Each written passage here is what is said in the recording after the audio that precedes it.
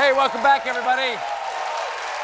Ladies and gentlemen, you know my next guest tonight is the director of In the Heights, Crazy Rich Asians, and the upcoming Wicked films. His latest project is a memoir called Viewfinder. Please welcome to The Late Show, Jon M. Chu.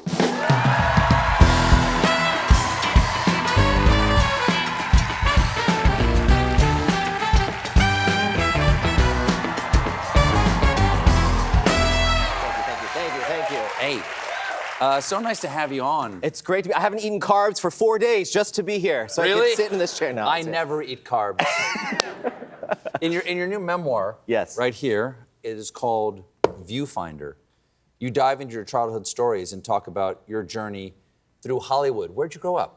I grew up in Palo Alto, California, or Los Altos specifically, in the Bay Area. Yes. Silicon Valley. Silicon Valley, Silicon yeah, Valley. yeah. Okay. Right in the heart of it, before it was even called the Silicon Valley, in the 80s and 90s, and it was amazing. Well, you're still a young man. What motivated you to do your memoir? Well, I was on the set of In the Heights, which I directed, and yeah, thank you. And Jeremy McCarter, my co-writer, who's in the audience out there somewhere, and he was writing the behind-the-scenes book of In the Heights, and we started talking about growing up in a restaurant, a Chinese restaurant. My parents have a restaurant there, and called Chef Chu's. My dad made sure to say that out loud. And is it still there, Chef Chu's? It's still there. 52 years. My dad's 80 years old. Works there every day. My mom as well. So he asked you specifically to name drop Chef Chu's. Yes, and the classic Beijing duck. The Beijing duck, okay. All right.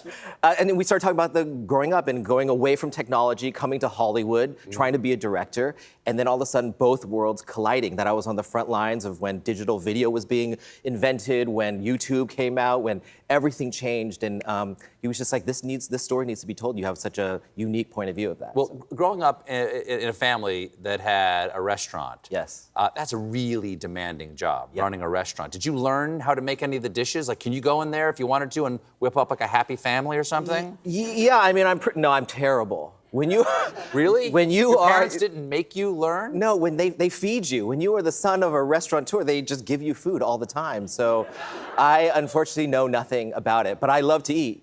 Except carbs. I don't eat carbs right now, but no, yeah, I mean, the best thing about it was a house of stories. People would come in with all their stories about their day. My dad would tell them the stories about us. My mom would tell them, brag about all of us. I'm the youngest of 5 kids.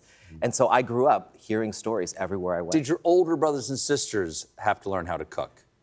Yes, they did. They absolutely did. Because you're the baby. The baby gets to do away whatever. with everything. Well, is there any relationship in your mind between, I mean, boy, the speed and the demand of running a restaurant and getting the meals out and everything? Is there a relationship between that and making a movie? Totally. When I see my dad, I have this section of this book that was hard to do the audiobook to get through, but I always see him as the guy in the kitchen. He's in the kitchen and he has burns from years ago from doing the kitchen stuff. And then he would come out, clean up, and then greet people coming into the restaurant.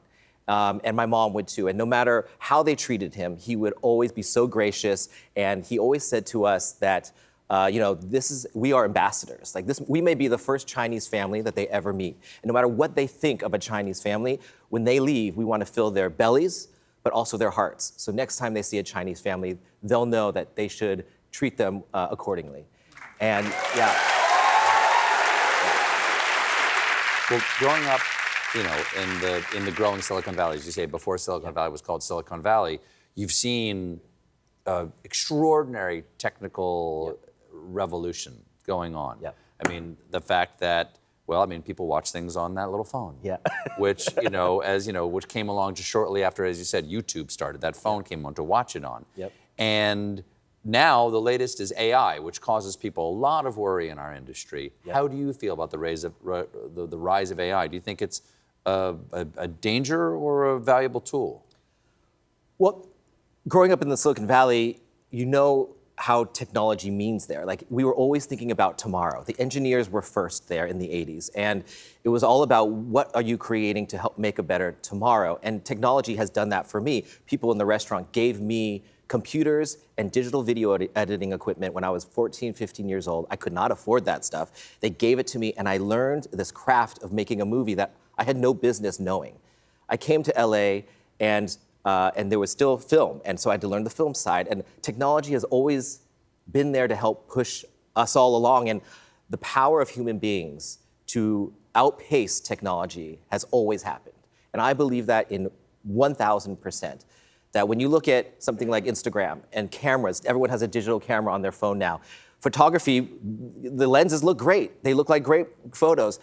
But when you see it over and over again, you realize, oh, those are just filters and a thing. So then what becomes more important is what's the message behind that image? What are you trying to say? Every AI requires a prompt by a human being.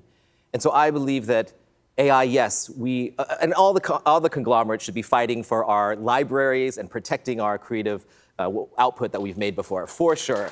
Government needs to be doing that. There needs to be some sort of boundaries. However, as a creator, that's a little bit out of my realm. We just have to make stuff, and we have to outpace this stuff. And we actually are the ones, the robots aren't deciding what is valuable to us. We decide that.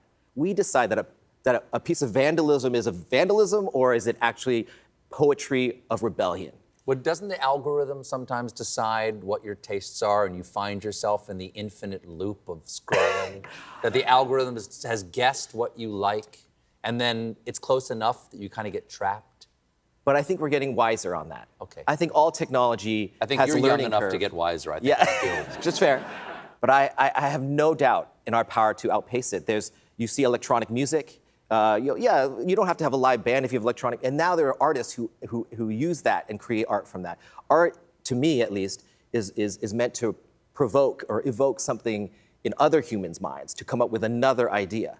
And I think the worst thing to do is just ignore it and pretend it doesn't exist. Mm-hmm. If we can figure it out, I know we will come up with, maybe there's a category of AI movies and stuff like that, and some kid somewhere is gonna make $1 billion figuring that out. But I do believe movies in theaters will exist. I do believe when we come together as a group, there is an energy that you cannot deny. That we watch something, put our phones down, and we share something together through a point of view, and we walk out and it changes your life. Crazy Rich Asians, if that was streaming, would not have had the effect that it did because it was in theaters, and we asked people to say, hey, you have to pay for a ticket, and you have to sit in the dark, and you have to go with other people. And I think that changed a landscape of things because we decided that we were going to put it in that way and challenge the audience to choose it. And once money talks, then Hollywood listens. That's true. Just reality. They got keen ears for that. Yeah. Jon, thank you so much for being here. Thank Lovely you. to talk Thank to you. Thank you. The memoir is Viewfinder. It's available everywhere now. Jon M. Chu, everybody. We'll be right back.